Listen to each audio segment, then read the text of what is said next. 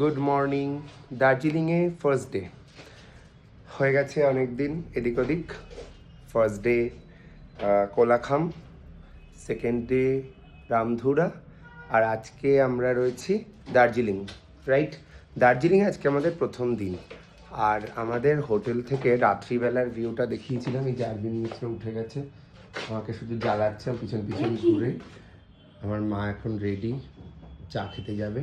Actually এখানে রুমে চা দিয়েছে আমাদের আগের দিন, কালকে রাত্রে দিয়েছে, বাট এখন বলছে অ্যাকচুয়ালি রুমের থেকে চা খাওয়ার থেকে বেটার নিচে গিয়ে নিচের যে আমাদের ওখানে নিচে একটা ডাইনিং রুম আছে, ডাইনিং রুমে চা খেতে বলছে।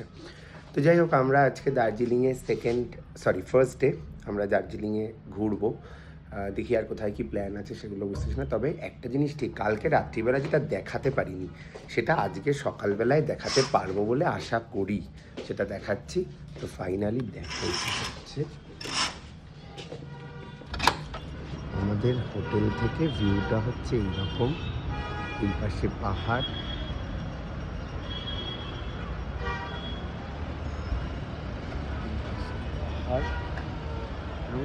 পাহাড় কিছু বেঁধে দেখতে পাচ্ছি না আমরা। এটা আমাদের আজকে হোটেল থেকে ভিউ। তো আমরা এখন চা খেতে যাব। চা খেয়ে এসে ফ্রেশ হয়ে আমরা বেরিয়ে পড়বো। তাকাতে পারছি না, বাইরে সবে উঠেছি ঘুম থেকে, তাই টাটা। তো বেশ ঠান্ডা, আমরা চা খেতে এসেছি নিতে, আর এখানকার ভিউটা ভীষণই ভালো চারিদিকের। প্রচণ্ড ঠান্ডা, আমাকে দেখে অত্যন্ত বুড়ো বুড়ো লাগছে, কিছু করার নেই, আমি ঠান্ডায় পুরো কেঁপে যাচ্ছি। কি বাবা, আমাদের ব্রেকফাস্ট?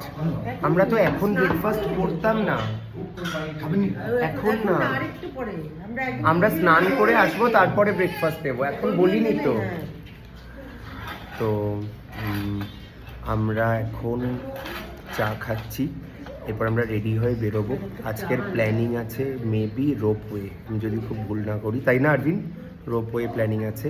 আর এখানকার বিউটিটা সত্যি খুব সুন্দর, এখান থেকে বসে দেখো, একটা অদ্ভুতভাবে তাকিয়ে চা খাচ্ছে।